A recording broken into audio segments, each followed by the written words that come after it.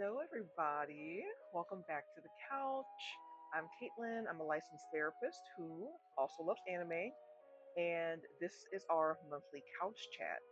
If you're new here, this is where we slow things down, reflect on the emotional and psychological themes from the anime that we've been watching this month. Um, this is really just a space where we can just note those patterns, right, that we've seen across the shows that we've been watching together, and also talk about what maybe resonated with us. This month, we sat with stories about time, grief, fear, adaptation, and the growth under pressure, and how inner strength often develops not in comfort, but in moments that stretches beyond what we thought we could handle. All right, so going over what we've watched this month, we started off with The Girl Who Leapt Through Time. And this film, we explored avoidance versus growth.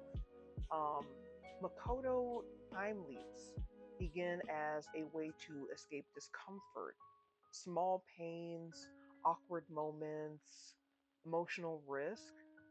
At first, control feels empowering, but over time, it becomes clear that rewinding time prevents integration, intimacy, maturity.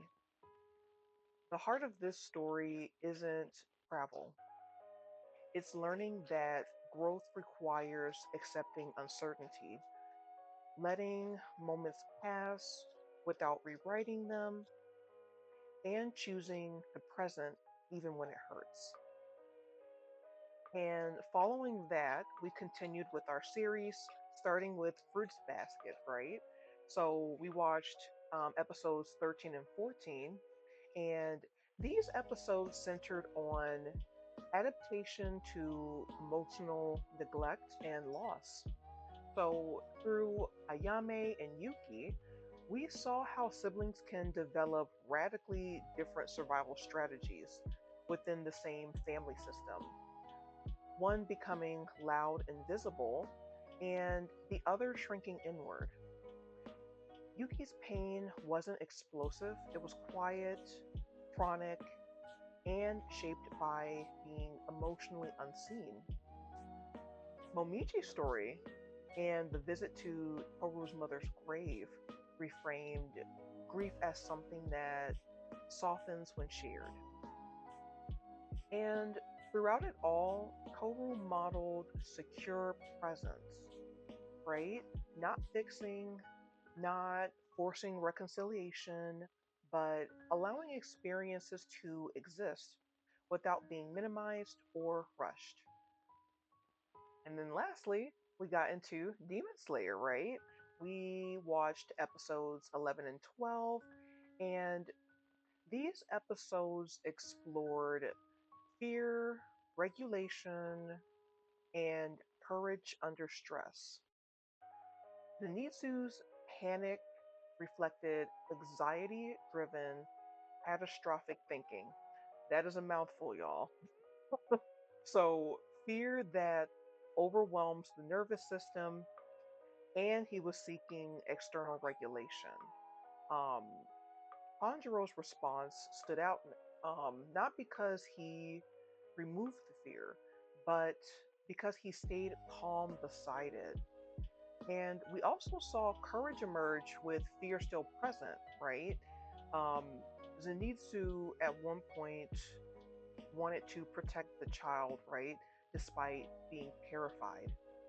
Um, Tanjiro also, we saw him adapting cognitively under chaos.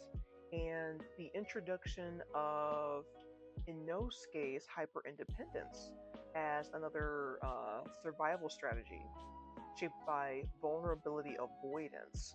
I think that's going to be something interesting we can talk more about the more we see Inosuke in the series. Um, and so, the thread this month I find is Growth doesn't come from control, it comes from staying present through difficulty.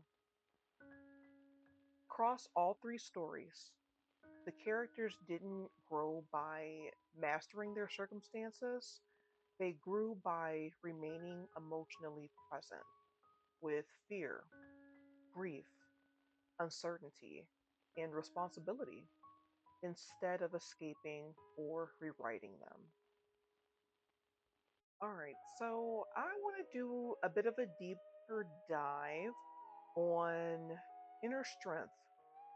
So, from a therapeutic perspective, what we're watching is emotional integration.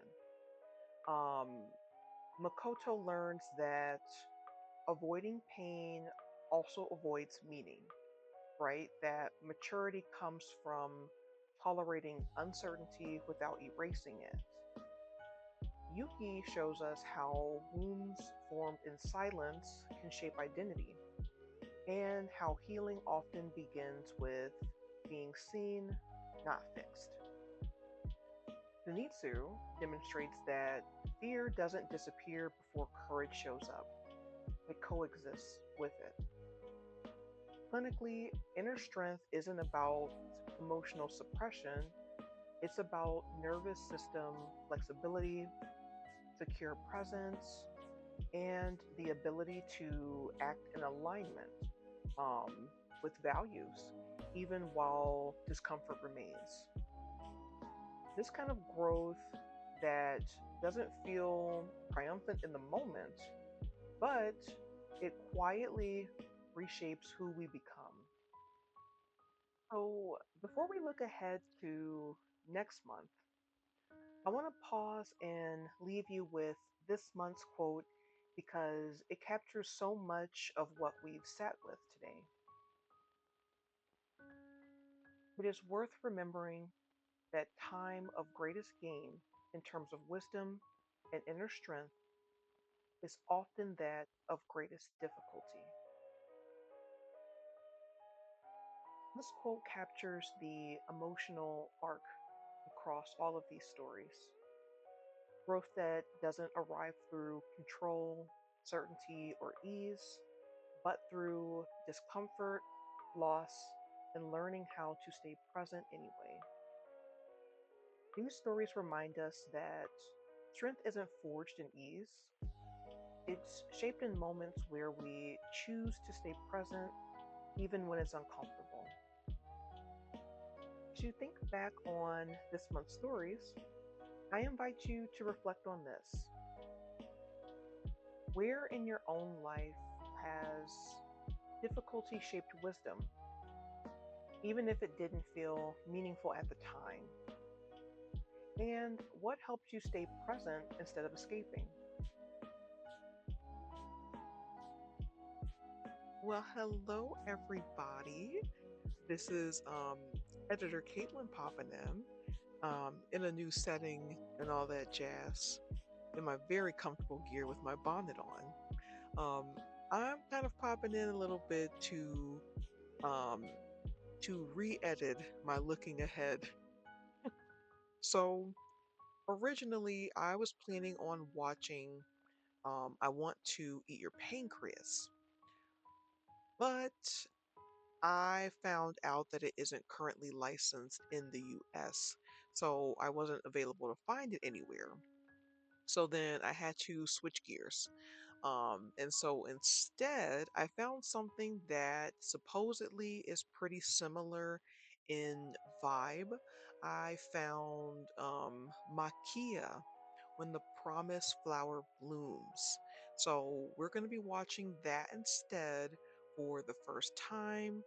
Also, of course, right, we are going to be continuing Fruits Basket and Demon Slayer. Now for Makia, I kind of like that name. Um, I've heard that it is supposed to be a very emotional story about love, loss, time, kind of those bonds that shape us. Hopefully it carries the same, or maybe not the same, but a similar emotional weight as I want to eat your pancreas. And, you know, if it ever becomes licensed in the US, I would definitely be open to watching it because I've also heard really good things about it. So honestly, I was kind of disappointed I couldn't find it anywhere. Um, so I'm gonna hold out that maybe we can watch that one together in the future. Um, but without further ado, editor Caitlin out.